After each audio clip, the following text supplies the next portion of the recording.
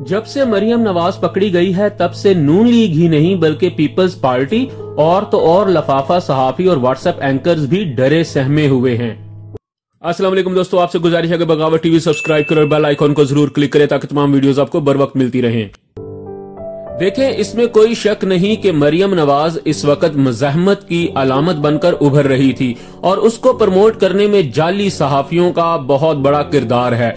ये वो सहाफी हैं जो सहाफत की आड़ लेकर अपने अपने मजमूम अजाइम और एजेंडों के ऊपर काम कर रहे हैं। ये सब लोग नून लीग की मीडिया टीम का हिस्सा हैं। आप देखें कि मरियम नवाज के 3-3, 4-4 हजार के लोगों के जलसों को ये लफाफे कह रहे थे कि ये लाखों का मजमा है। अगर ये लाखों का मजमा था तो फिर मरियम नवाज की गिरफ्तारी पर एक भी कारकुन सड़क पर नहीं निकला। आखिर क्यों? आज उज़मा बुखारी ने जिन 20 लोगों के साथ नैब अदालत के बाहर ड्रामा किया, मुसद्दका इतलात के मुताबिक ये सब उज़मा बुखारी, हिना परवेज भट्ट, माइजा हमीद और कुछ दूसरी नून लीगी खवातीन के जाती मुलाजमीन थे। कोई माली था, कोई ड्राइवर था और कोई बावर्ची, और चंद एक को 500 में लाया गया था। यह सब ड्रामा था। जिन लोगों की इतनी बड़ी लीडर गिरफ्तार हो गई और सड़क पर एक बंदा भी नहीं निकला, तो फिर हम या तो ये कहेंगे कि ऐसे लीडर पर लानत है या फिर ऐसे कारकुनों पर लानत है।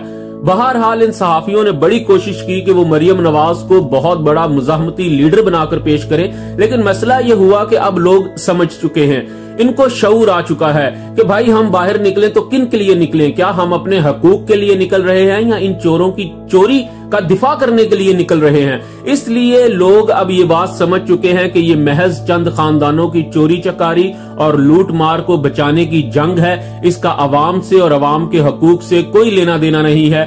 ना तो इस भूखी नंगी अवाम को आज से पहले कुछ मिला और ना ही अब मजीद इन सियासी खानदानों की गुलामी करके कुछ मिलेगा। इसलिए कोई बंदा बाहर नहीं निकला। मरियम नवाज तो जेल के अंदर चली गई, तो क्या अब मरियम नवाज के लंदन वाले भाई आएंगे बहन की मदद करने के लिए?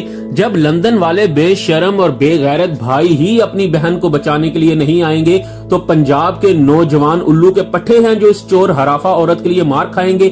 खुद सोचिए कि लूट मार करने वाले बाहर बैठे हैं और यहाँ आम आदमी इनकी चोरी के लिए मार खा रहा है। तो भाई ये 1990 की दहाई नहीं है। अब लोगों में बहुत शऊर आ चुका है। अब ये मरियम नवाज और नवाज शरीफ और ये सब चोर लुटेरे उसी शऊर के कैदी बने हुए हैं।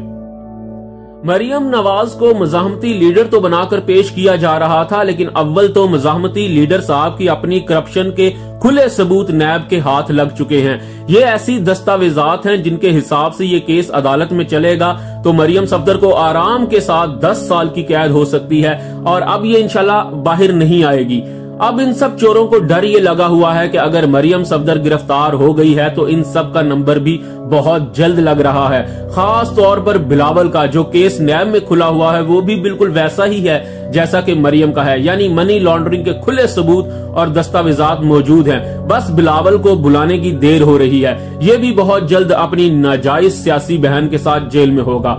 इसके अलावा नून लीग से ख्वाजा आसिफ और एहसन इकबाल भी बहुत जल्द पकड़े जाने वाले हैं और पीपल्स पार्टी से खुर्शीद शाह भी पकड़ा जाने वाला है। आप ये बात लिख कर रख लें कि ईद के बाद गिरफ्तारियां बहुत तेजी से शिद्दत पकड़ने वाली हैं और इन चोरों की आहें और सिसकियां सुनकर इस कौम की भटकती रूह को सुकून मिलेगा। जिन चोरों ने इस कौम को 40 साल तक लूटा, आज वो अपना अंजाम देख रहे हैं।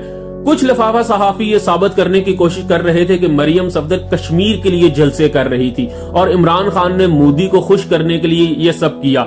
मतलब इससे ज्यादा क्या मजाक हो सकता है कि ये वही मरियम सफदर है जो जब मोदी लाहौर आया था तो ये सोने के जेवरात में लदी हुई थी और जिंदाल को ये अपना फैमिली फ्रेंड कहते थे। अजीत दवल को इन्होंने रायविंड में बुलाकर खाना खिलाया और पाकिस्तान मुखालिफ अजय बसारिया को पाकिस्तान में सफीर लगाने वाली मीटिंग लंदन में हुसैन नवाज के दफ्तर में हुई थी।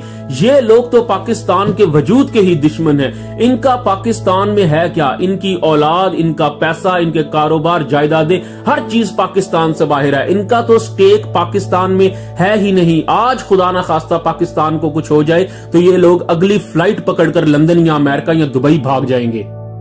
तो खातिर जमा रखिए कि ईद के बाद बड़ी गिरफ्तारियां होने वाली हैं और ये सब अंदर जाएंगे, कोई भी बचेगा नहीं।